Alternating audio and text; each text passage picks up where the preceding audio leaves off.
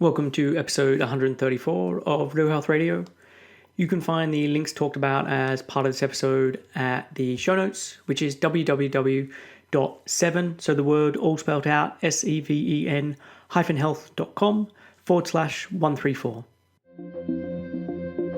Welcome to Real Health Radio. Health advice that's more than just about how you look. And here's your host, Chris Sandel.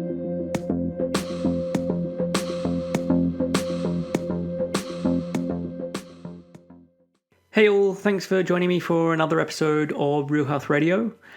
This is going to be the fourth week in a row that I'm putting out a new episode, which over the last year I think has only happened once or one other time. So yeah, thankfully life is feeling like it's returning to some level of normality or as normal as it can be when you've got a 1-year-old. But Ali, my partner, is in much better health, in a much better place. She's now back at work after maternity. And yeah, life is just feeling a little easier again. And undoubtedly, now that I've mentioned it, something is going to throw a spanner in the works. But yeah, after a rather hectic and challenging 18 months, it does feel like a weight has been taken off. So there is some positive news to start off the show with, even if it's just about me. But this week's episode is another guest episode. And today I'm chatting with Jes Baker. So Jes is a positive, progressive, and magnificently irreverent force to be reckoned with in the realm of self-love advocacy and mental health. She is internationally known for preaching the importance of body liberation, hard conversations, strong coffee, and even stronger language. Jes burst onto the scene on the body positivity scene when she created her own ads mocking Abercrombie Fitch for discriminating against all body types, a move that landed her on the Today Show and garnered a loyal following for her raw, honest, and attitude-filled blog missives. When not writing, Jes spends her time speaking around the world, working with plus-size clothing companies, organizing body liberation events, taking pictures in her underwear, and attempting to convince her cats that they like to wear bow ties. So I've been following Jes's work for a number of years, and more recently, I came to read her second book, Land Whale, and I thoroughly enjoyed it. And I say read, I actually listened to it on audiobooks, which she narrated, so I highly recommend doing that. And I've mentioned a couple of times on the podcast before that I'm working on a podcast about the complexity of health. So a solo episode on that, which still is in the works. And health isn't this simple thing that it's made out to be, like some kind of paint by numbers. And if people just follow the steps, then they'll be healthy. And so I'm reading Jes's book, and there was just a lot in Jes's life story and the ideas that she covers that really resonated with the ideas that I've been writing about as part of that episode. So I reached out and invited her to come on the show. And as part of this episode, we talk about her rise to prominence because of the mock Abercrombie Fitch advert she created. We talk about body positivity, or as Jes prefers to refer to it, body liberation. We cover body diversity and why this is important. We get into the complexity of health and the mistake of the constant focus on weight. And we also go through the importance of supporting mental health. And this is even when the end goal is to increase physical health. So Jes also makes reference to many books and resources. And so I really want to point you towards the show notes for this episode because everything is included there. And as part of Jes's blog, she has a resources page. That's a real fantastic well of inspiration of things to check out. So please do go to the show notes and have a look at all the information that's there because there's a lot of stuff that you can be getting into. Jes also likes to swear, so there are some expletives sprinkled through this episode, just so you know. But that's it for the intro, and here is my conversation with Jes Baker. Hey Jes, thanks for joining me on the show today. Thank you for having me. I'm honored. So after following your work from afar for a long time, it's great to finally get a chance to chat with you. And I've recently finished reading Land Whale, your second book. So some of what I wanted to cover today is your story and excerpts from your life.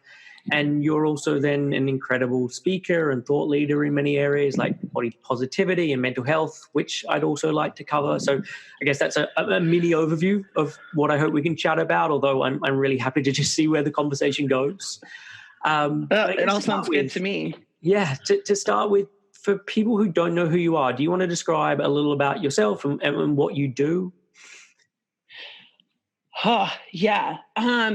I it's actually really difficult for me. I am someone who I work full time now online through the internet. I'm going to just sum it all up and just say that I really believe in shame resilience. Okay. Shame resilience theory is something that, like, Brené Brown has really solidified, but it's just the concept of shame doesn't have a place in our life. And how do we heal from that? Because it's something that keeps us very small in our lives. And I think as someone who I'm actually still currently working in mental health, it's something that I started doing a few months ago, and I'm back at an agency I used to work with once a week. And it's really beautiful. Through like mental health recovery, that's where I first saw a lot of shame resilience. People with mental health diagnoses. And what's really incredible about the mental health field now, there's a lot of things that are not incredible about it, but especially if you're like government, funded, there's a lot of really terrible politics there. But one of the beautiful things that does come out of it is the concept of peer mentoring or peer support, where they've done this research and realized that people who have serious mental illness and then are trained, like clinically trained, to work within agencies and other companies have the amount of recovery that happens with the people that those peers work with it skyrockets. It's the most effective form of recovery support that you can have, is having someone else with a mental illness who's clinically trained and, has gone through a lot of their recovery. And so it kind of takes this, it's a strength-based approach. It takes something that the world says is a failure, and then it turns it into this superpower. And I love that so much. And so for me, that's kind of what shame resilience is. I see that in body image. That is what I am largely known for, is talking about body size and weight. And of course, everything is involved with that. So we also have to talk about race and disability and age and all of those things.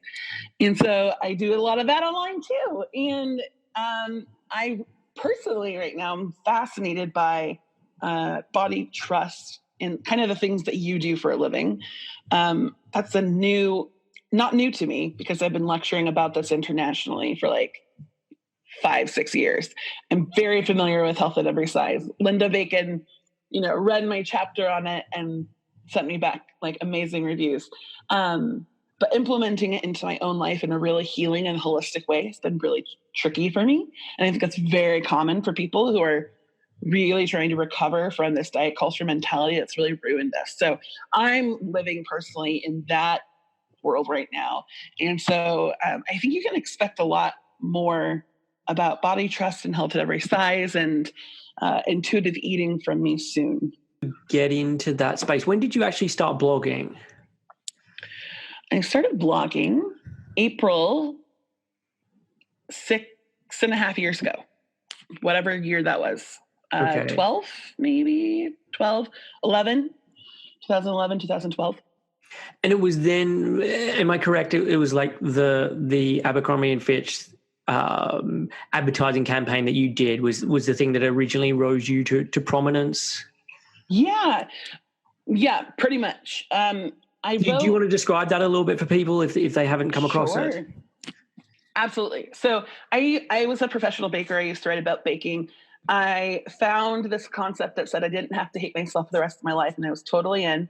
Started writing about that. I wrote this article called Things No One Will Tell Fat Girls, which is later the title of a book that I wrote. That kind of gained me enough of a following that when the Abercrombie and Fitch debacle happened, and for those of you who don't remember, or may not remember, in 2013, there were these quotes from the Abercrombie CEO saying they didn't sell extra large clothing for women, specifically because they only wanted cool kids to wear their clothes, just further othering fat women and their bodies. And I had a following at that time, and so they were very vocal and angry and wanted me to do something about it. So what I ended up doing was a photo shoot to counter the Abercrombie ads. So we had a very traditionally attractive male model who looked like he could be in any Abercrombie and Fitch ad. And then me, I'm plus size, fat. And what's really funny about Abercrombie and Fitch ads is they don't wear a lot of clothes. So Yeah. there was a lot of like very like sensual, beautiful images that came out. We replaced Abercrombie and Fitch with attractive and fat, and like really took the notion that, you know, larger bodies are anything less than. And it did go viral. I mean, in every sense of the word. And so I was really fortunate. I had the privilege of being well received and also poorly received. I mean, people loved it and they hated it. And that's what you need to push boundaries. You needed people who have been waiting for this their whole life need to see it. And people who are horrified by it and really need to change the way they see the world also need to see it. So it ticked all those boxes. And it's just, I decided then that I this is something I wanted to do. It was very aligned with my ethics and morals and where I was going. And so I've continued, and now I have 2 books and I lecture around the world and I still write and all kinds of wonderful things. And so in that early stage, like how did it feel being sort of shoved into the spotlight? Were you always confident in terms of like as a speaker or appearing on TV, or is this something you learned quickly? Oh my God, I'm a Leo, and I'm an oldest child. So I am not uncomfortable in the spotlight. We'll just say that. I was in theater, you know, so it was totally fine with me. I had been an educator and done lectures before any of this. And so it's something that just really fit naturally into my life. It was great. It was just even more fun because it was empowering people in a way that I hadn't had the platform or voice for until then. So let's chat a bit about like body positivity and let's really start with the basics. So what does this phrase mean to you? And you can answer this from the perspective of like you as an individual, but also more broadly in terms of what does the body positivity movement actually mean? That's a really tricky one because it depends who you ask. Okay. I think that I use the word body positivity when I lecture at universities because there's a really good chance that that's the only term they've heard so far. Yep. And when people think of body positivity, they think of this now very public, widespread movement. 2015 was kind of the year that the world learned of embracing and accepting bodies that are not traditionally attractive. And I say that with air quotes. Sure. So that's what it is. But really, body positivity is just this massive umbrella that has been created. And really, body positivity, I don't use that term because it's kind of become this very palatable, watered down version of an empowering movement that was created in the late 60s. It's kind of had all the teeth taken out of it so that it's more acceptable for people. And I think it's important for people to have an entry point, you know, like we can't just jump from one state of living into like 180 degree, like our thoughts don't change that rapidly. We have to do them progressively. My only concern is that people get stuck in the toothless, not like apolitical, purposefully apolitical, body positive world when there's so much more to that.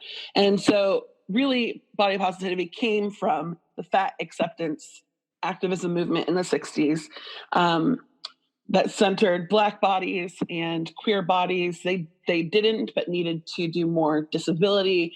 But really all of these very political things that I still see in some fat activism, but it's very interesting to watch and see that, when we think of body positivity, we think of like Dove commercials, right? Yeah.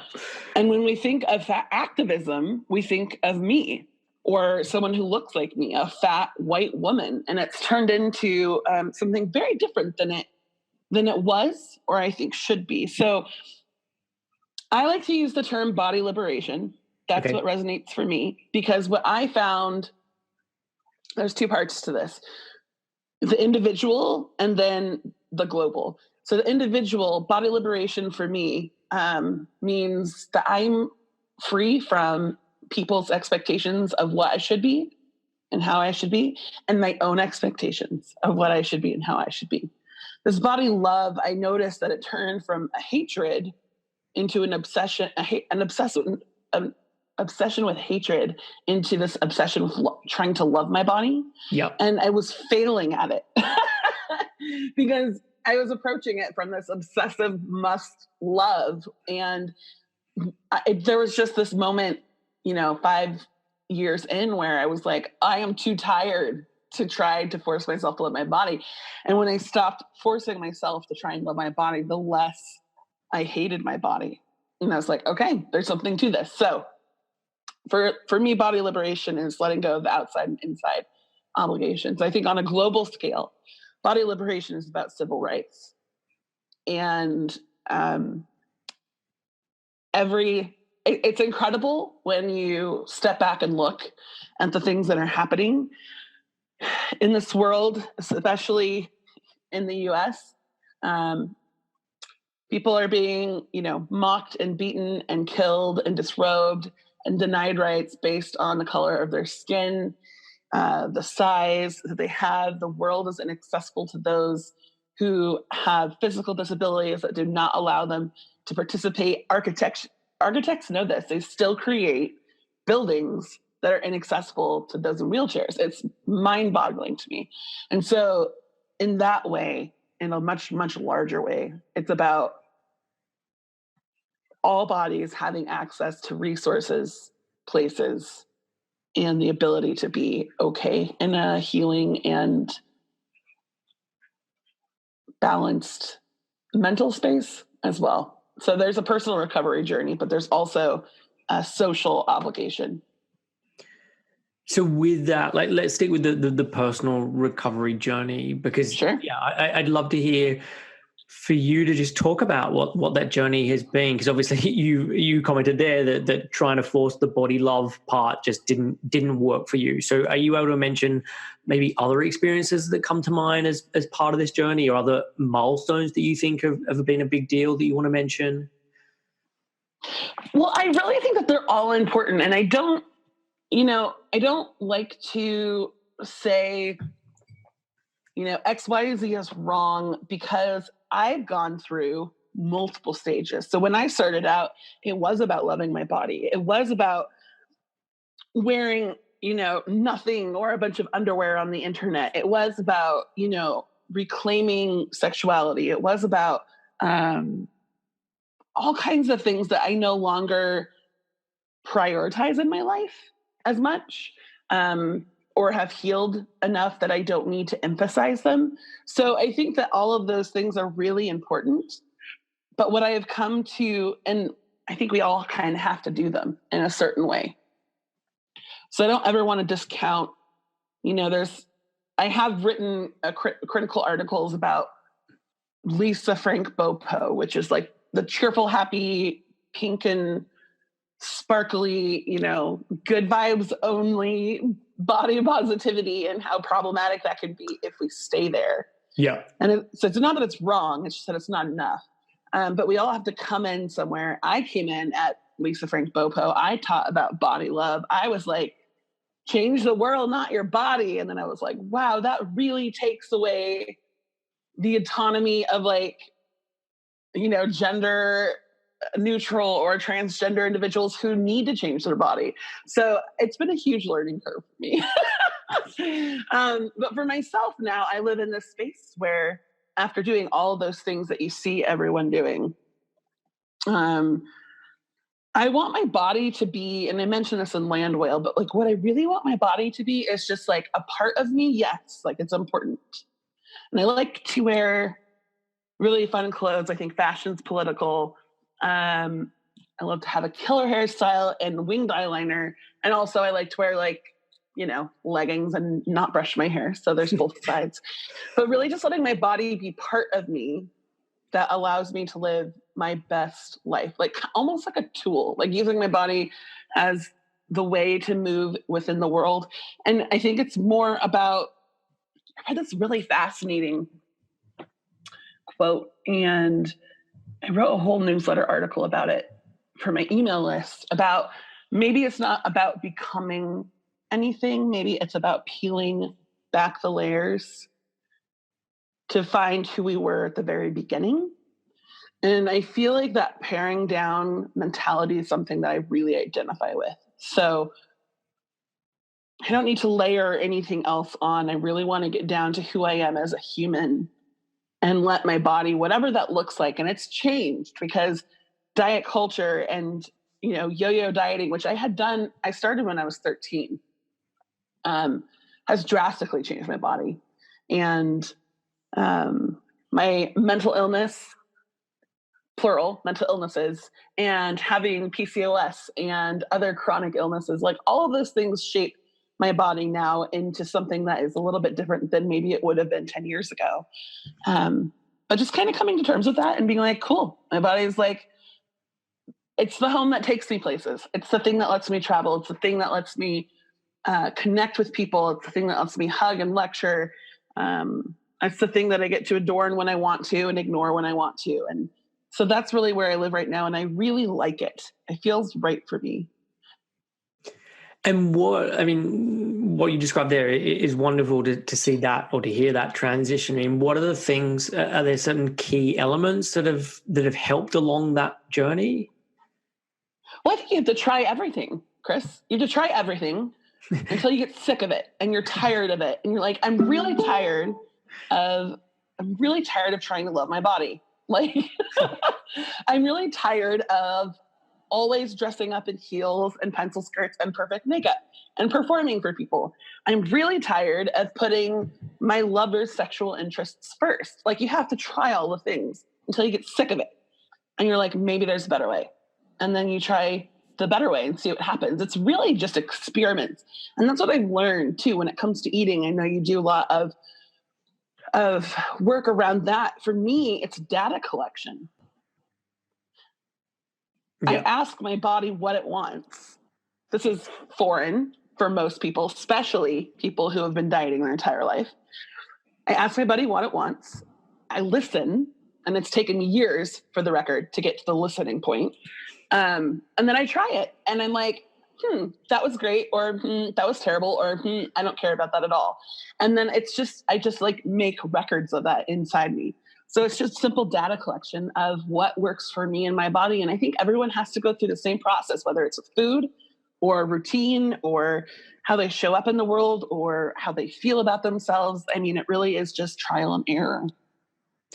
And I mean, you mentioned food there, and in Land Whale, it seems as though by kind of your own admission that food is still something that's very much a work in progress. And you talked about kind of being in diet land and then being in donut land and then kind of discovering that there's this kind of middle ground between those two. So yeah, that's kind of what you're referring to there in terms of finally being able to kind of tune in more and pay more attention to and actually listen to what your body's saying. Yes. So in Land Whale, you have to realize that when you start writing a book, Land Whale came out in May. I started it a year and a half or 2 years before that. So the editing process is at least a year.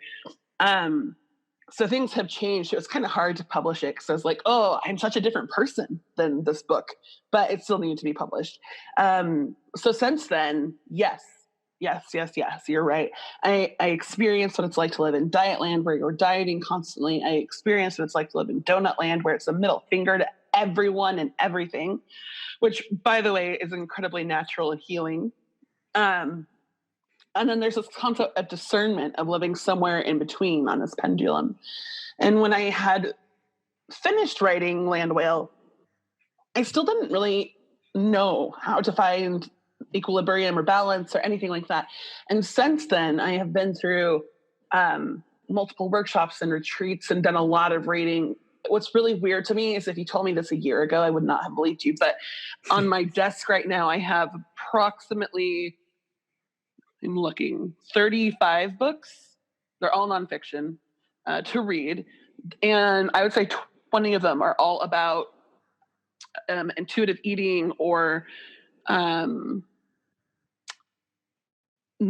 body trust and all of the intricacies of how our internal emotions work while also researching nutrition.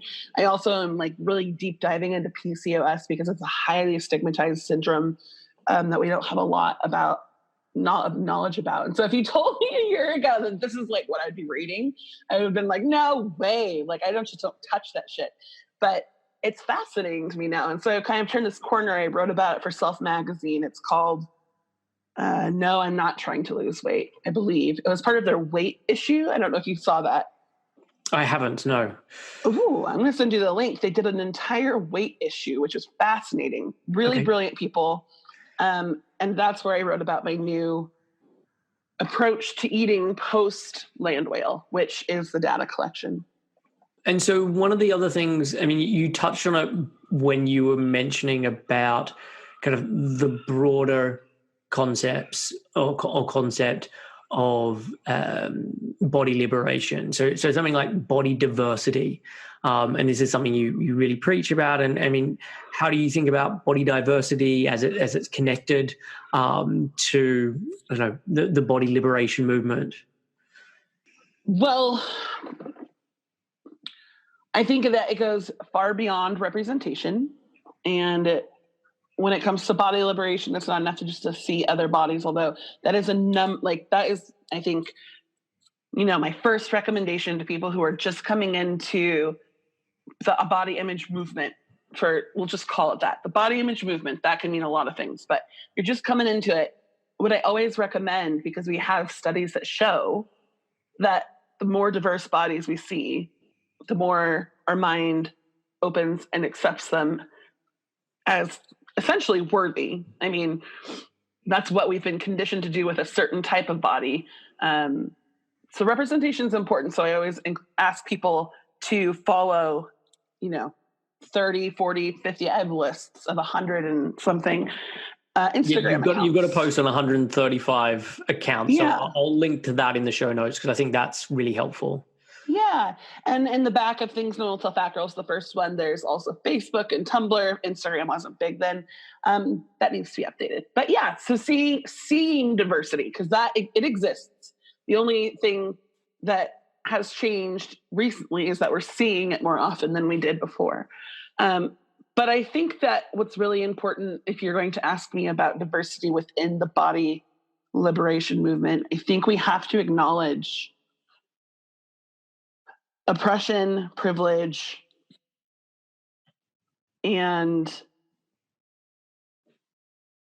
I guess the need for equality and how we center bodies. We're still centering white bodies. We're still centering, even within the fat acceptance movement, we have plus size models who are essentially slightly larger and taller bodies than we normally see on runways. So we're still centering very normalized bodies, and I'm part of that. Actually, that's part of my success is privilege. People are willing to listen to me because of some of the attributes I have. And so the diversity that's important is to make sure that we're amplifying the voices of people much smarter than me, who have been doing this work, who understand the complexities within it much better as well. There's so many of them out there. And so now that I do one-on-one work, I obviously work in mental health. I lecture. I do a lot of these other things. I'm not as much blogging anymore. I try and amplify those voices with my platform because they are the ones that really need to be heard.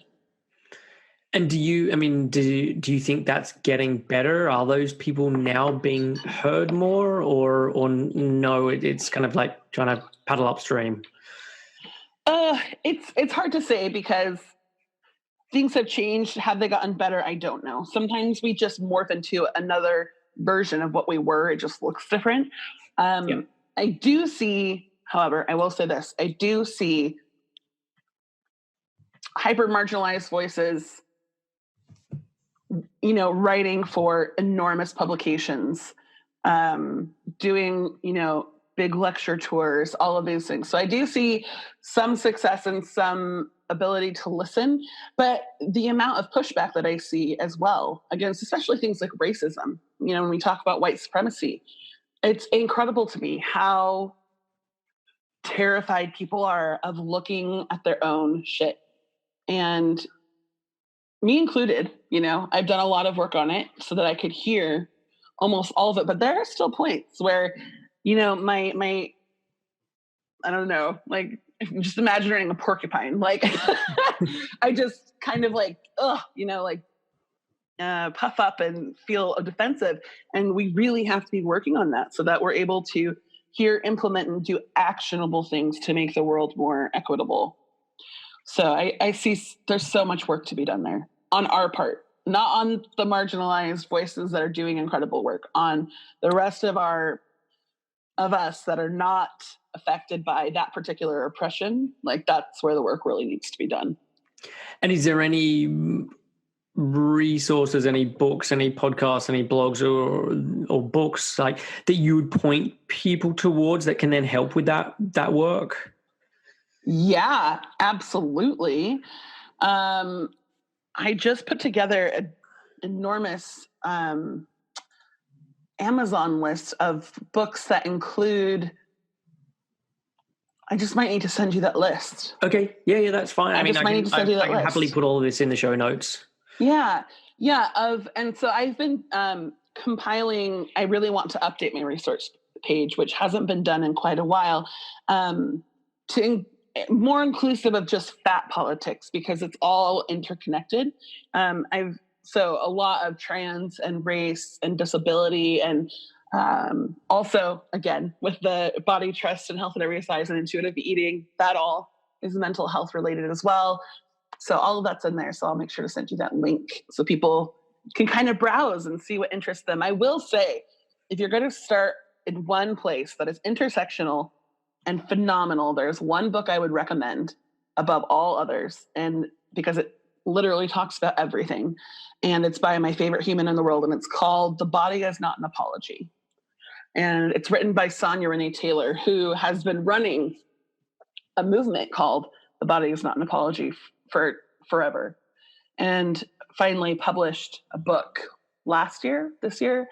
And it should be required reading for every human on the planet. So I would say start there if you want to start somewhere.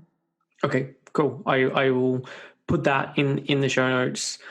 Great. And so, look, you also mentioned there that you regularly talk, and so undoubtedly you get questions about the obesity epidemic and all the problems with obesity, and you actually make reference to this happening in Landwale with an event you're speaking at. So, I guess what's your response to these kind of comments? Now, or you want me to actually answer them? No, I mean, if someone was coming to you with that kind of a question, how do you deal with it? What would you typically say to them? I think it depends on how they come to me. And when I wrote about it in Landwale, this is very typical. I see it exemplified in academia, where there's a lot of hubris and classism, and honestly by white men, young white men, because there's just a stacking of privilege there where there might not have been a lot of need to challenge oppression and myths around oppression. So a lot of times that's the demographic that comes up to me. It has happened countless times. I can't tell you how many times. And to talk about one particular one in Flagstaff, which is really funny because There's a joke in the US about Flagstaff and that kind of attitude. Sometimes people just want to argue with me, and I'm not here to argue with people anymore. There's plenty of information. There's a great article if you want to read something written by a dude called Everything You Know.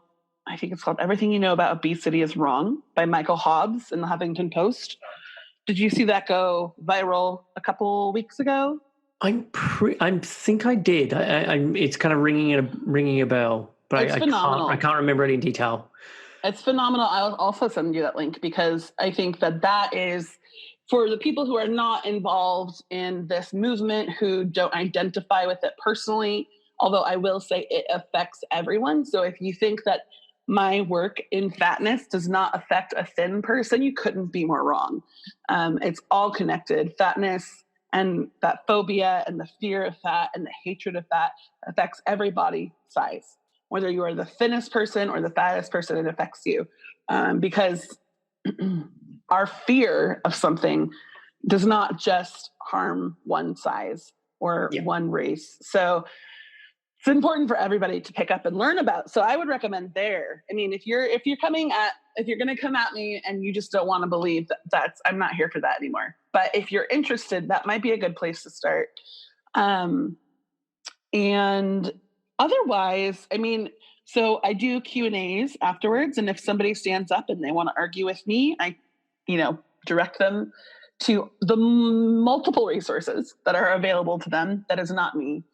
Because quite often what they're asking me to do is to prove my worthiness of existing. Like they want me to prove that I deserve to exist. And I'm not going to do that for them anymore. If they're really interested and very confused about this whole obesity, taxes, epidemic that's spreading across the world, all of that, I usually break it down for them. Usually they come at me with the health thing, and that's easily disproven. But I like to make it more of a broader lens and talk about, what is causing weight gain? What is causing, these different things that we're pointing out is so terrible. And if you were to look at it and really dissect it down, it comes down to classism. Yep. People having money, food available, people who have food deserts that don't have food available, people who are working underneath, extraordinary circumstances that don't have time to either find, cook, or prepare like nutritious meals. We have to look at mental illness and disability, physical disability. Like, how does that impede people? A lot of times everything we think about fatness is backwards. And so, we look at a fat person in a wheelchair and we say you're in a wheelchair because you're fat. They're in a wheelchair because they have chronic illness, which makes them unable to move. And, their body is just so different than yours, and so really they're in a wheelchair because they have an illness, which has caused weight gain. So we look at things really quite backwards.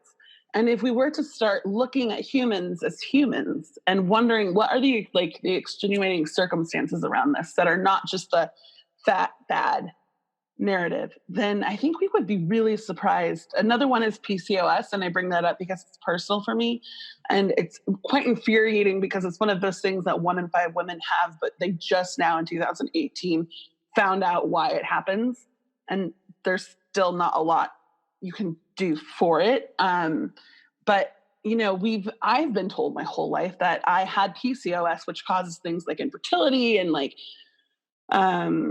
all kinds of things, weight gain, hard to lose weight, hair growth, thinning hair, all those things. I've been told my whole life that it was because I was fat.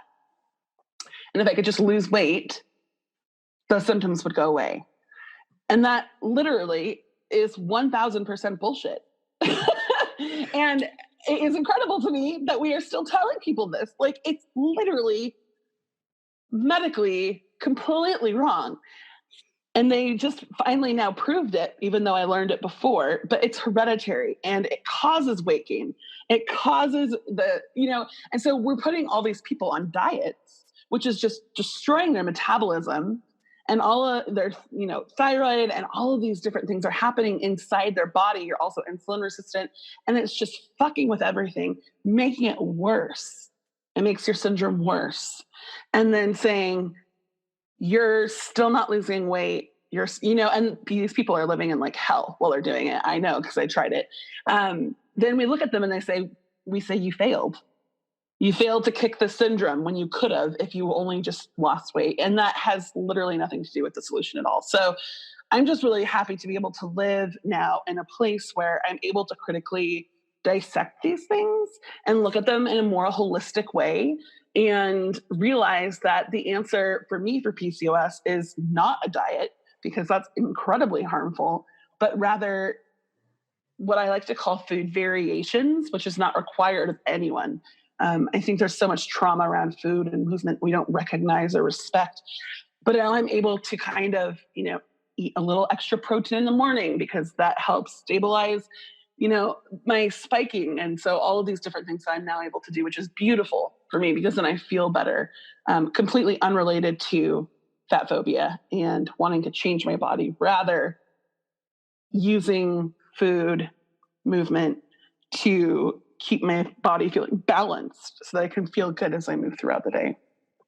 Yeah, I mean, you touched on a lot of things there, and I would just say that was long, wasn't it? I'm so sorry. No, that's cool. There's just a lot that I would like to pick up, and I totally agree in terms of there is much more of a focus on like this idea of personal responsibility and meritocracy and pointing towards anecdotes of particular people who've been able to do particular things and really falling into that trap of survivorship bias, but not looking at the bigger picture stuff that you mentioned in terms of poverty or lack of services or trauma or all of these things that are really intimately related to poor health outcomes. I mean, I did a podcast recently looking at the declining life expectancy in both the US and the UK. And the biggest driver of all that is socioeconomics more than anything else. And so when, it's just when people get up on their soapbox about,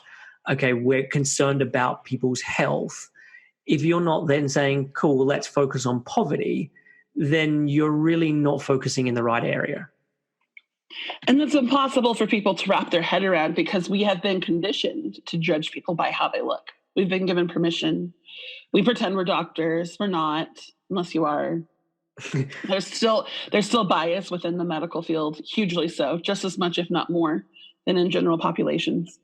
But we've been given this permission to just judge people on how they look, and that is so much easier. It really is built to validate a hierarchy of bodies. So it makes us feel better about ourselves for being less fat than someone else. And really, it has nothing to do with that. But to say, okay, well, let's talk about racism and poverty and classism and accessibility and disability. People don't want to do that. That's too hard. That's too big. Yeah. That's a lot of social and personal responsibility to try and take those things on in any way, shape, or form. So much easier to point at the fat person and say, you are wrong. You have failed and you're everything that's wrong with this country. And so that's what we do instead. But you're right. Of course, lack of resources and money and healthcare and, time, all of those things that are found in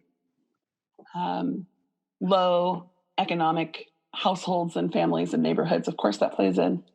Yeah, definitely. And just how strange it is in terms of what unhealthy habits just get ignored. Like if someone's working crazy long hours and getting little sleep, it's rare that person gets lectured to about sleep deprivation. Or if someone says that they got to a destination in record time, no one lectures them about the dangers of speeding in a car or going on a skiing holiday, or like these are societally sanctioned norms, despite the fact that they're bad for your health or they're dangerous, but we let them slide. But if you're fat, well, then it's time to bring you up to speed on all the dangers of that situation. Absolutely.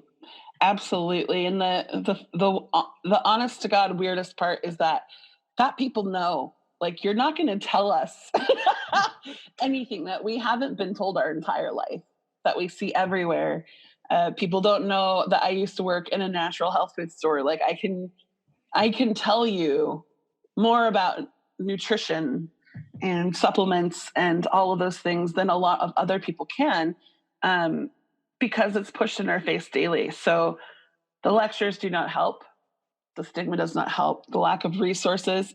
That's where I really start to get frustrated, is when we look at the medical industry. Really, it's so dangerous if you're fat. And it does translate, like I said, it's all connected. It does harm smaller bodies as well. But the amount of danger that fat bodies are in when they go looking for medical help is quite frankly horrifying. And that's something we're not talking about, because again, it's like it's coming to Jesus. We feel like we always know more than the fat person, and that there couldn't possibly be, outside circumstances that have something to do with their weight.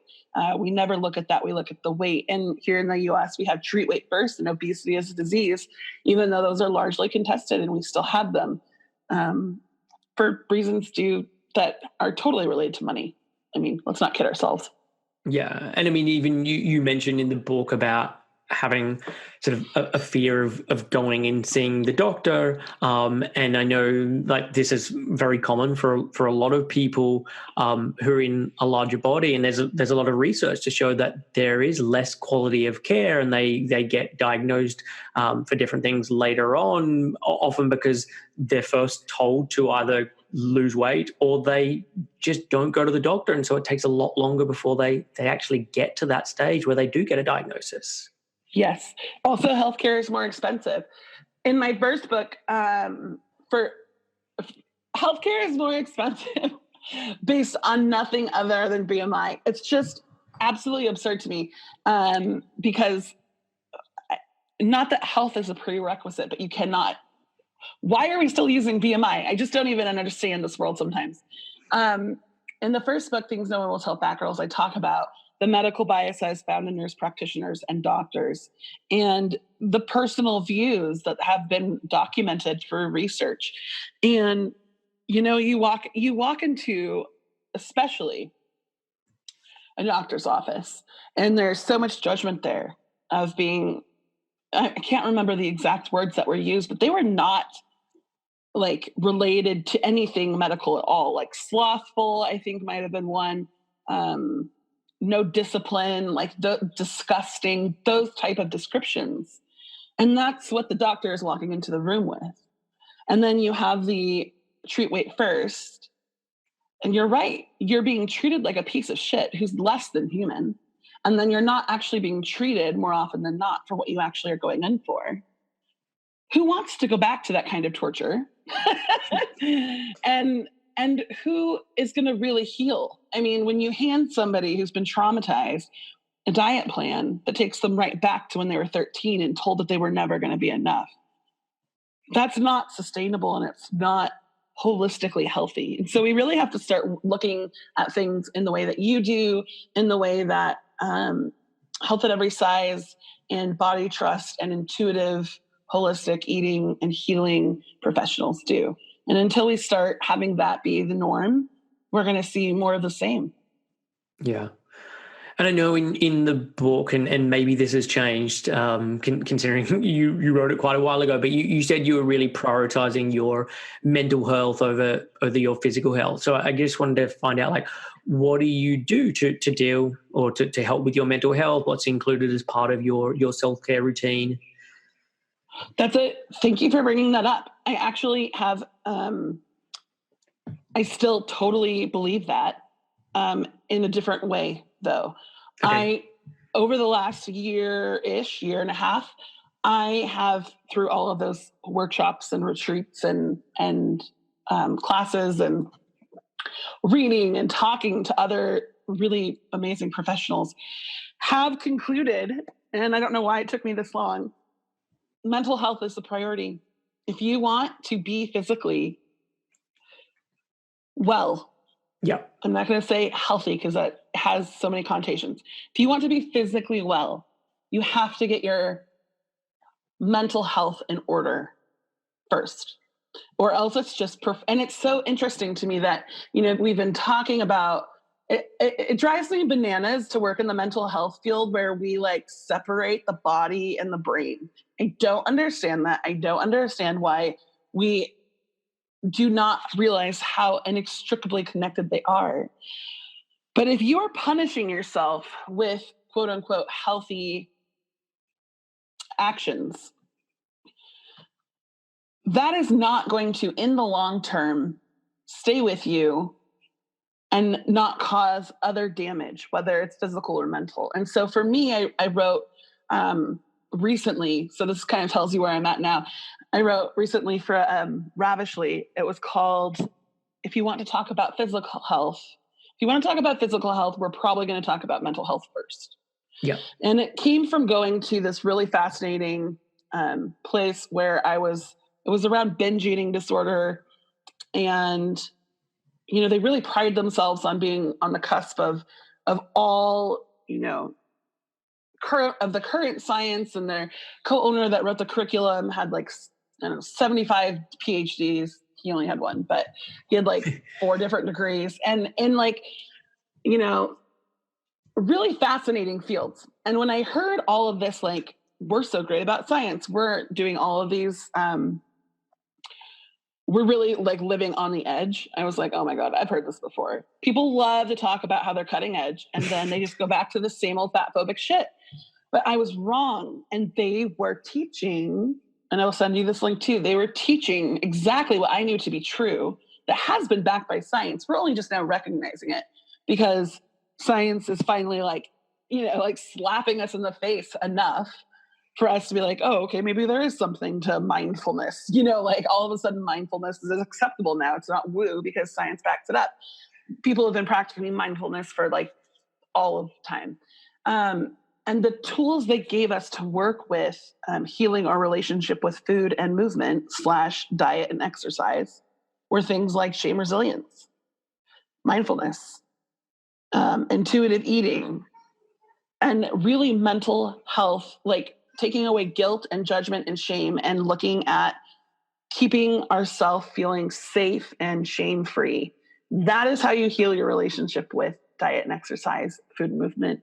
And it was so refreshing to have that. And since then, I've just been mental health is where it's at. And it translates into everything we do, including our physical health. So even more so than when I wrote Land Whale, I firmly believe that if we really want to take a good look at our health, and we want to find ways that heal us in every aspect, we have to start with the trauma we've experienced around diet culture, feeling not enough, work through that, and find ways to have balance in our life so that we can continue to take care of our minds and our bodies, because they are kind of one and the same. Yeah. And what do you think? I would completely agree with what you just said there. And it's how I work with clients, because if you don't have that healthy relationship with food, healthy relationship with your body, you aren't sort of prioritizing, looking after your mental health, then trying to just squish healthy eating habits on top of that just isn't going to stick. People aren't able to keep them up, or you see them through the wrong lens, etc. So yeah, there has to be that relationship piece. If not first, at least developing concurrently with anything else. Yeah. And you don't want to ever expect perfection from anyone. That is an antithesis of a solution. But also at the same time, you can go through the actions, but that doesn't mean that, I encourage people to read The Body Keeps Score, because we don't realize how much we internalize our nervous system, our cells, everything that we have gone through is in our body. And once we start to realize that, I think that gives people a really good foundation to start to understand why we act the way we do. And so, yeah, I think concurrently is great. I mean, it's really up to the person. If they want, totally. If they want to, they can. But it's a lot of work. And that's the thing, is that these physical actions, these diet plans, the reason we love them is because they're written in a book. You follow the book, it's, black and white text. It tells you exactly what to do and when to do it. We love the calories in, calories out, because that's really easy, even though it makes literally no sense. And we love to follow this very rigid pattern, and we can force ourselves to exercise and check the box and say, look, we did it. But to sit in the gray area where there's no way to quantify your healing. There's no boxes to check off to tell you that you're a good person, which is what we've grown up with diet culture. It's incredibly difficult. And so it's a very dangerous feeling place to go walk into, the gray area, when it comes to healing. But I also think it's the most important. Yeah. And I'm going to second that the Body Keeps the Score. Bessel van der Kolk is a fantastic book for people to read around trauma. I've done a whole podcast before on the ACE study, which touches on that somewhat. But yes, it's a really fascinating book.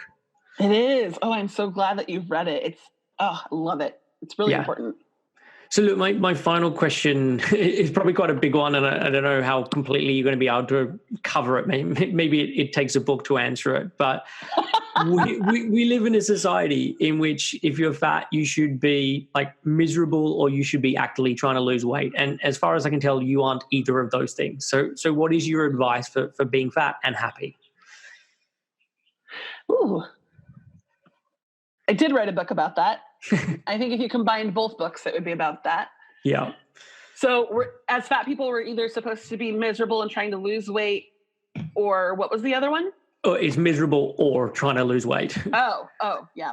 Well, my answer to that is I've tried that lifestyle. I've hated myself since I knew what fat meant, even though I wasn't a fat child, which is interesting. And I've tried to lose weight since I was 13. And consecutively, one after another. And it is not, I refuse to live that way anymore. And I think once you start to see what's available outside of that world, once you kind of unlock like the secret garden and you're just like, oh my God, like there's so much out there. I refuse to hate myself because of something that society taught me. And I know that diets and diet culture does not work because I have been doing them and I have only fucked up my body more.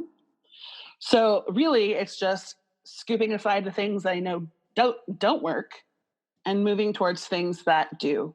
I would not say that I'm happy all the time. I live in a world that wants to punish me for the body that I live in. So I have external influences that are very difficult to navigate. I am still working on rewiring my brain to believe that I am a valuable human, no matter what my body looks like. So those things still come into play and I still have difficult days, but happiness for me is freedom and liberation from those things. And so I work on my own core belief system, on trusting myself, on believing myself. That to me is more important than love, trust and belief.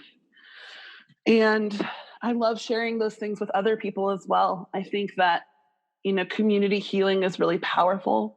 So that's kind of my secret. Finding other people, resources, groups that are aligned with your beliefs is really important. And then living each day, waking up and thinking, what do I want my life to look like? Because realistically, a lot of the things for me, it depends on what kind of body you live in, because, some things are not available. But for me, what do I want it to look like? And realizing that the reason I don't have or haven't done a lot of those things is because of false rules, falsities told to me by others, and then just kind of throwing those out the door and saying, okay, I'm going to do what I want today. And that's incredibly liberating as well. Right. It's hard to make it concise, but that's what I've got. No. I know I've asked you basically for a book in a soundbite, so it's fine. So look, Jes, this has been great. Where should people go to find out more about you? You can include like blog or social media or anything, and I'm going to put it in the show notes. And if there's anything you want to promote, then feel free to. Sure. Well, the easiest place to find me is themilitantbaker.com. It has links, it has the resource page, which has like 400 resources for you. It has all my social media links. I'm on Instagram most of the time, sometimes Facebook, sometimes Twitter. And it has links to my books as well. And there's like 600 blog posts from the last 6 years. So there's a lot of content there. And that's where you can find me. Awesome. Well, look, this is great. As I said, I've been following you for quite a while, and it was really lovely to get a chance to chat with you. Oh, I did most of the chatting. I appreciate you for being such a great listener. Thanks for having me, Chris. Thanks for coming on. Thanks for listening to Real Health Radio. If you are interested in more details, you can find them at the 7 Health website.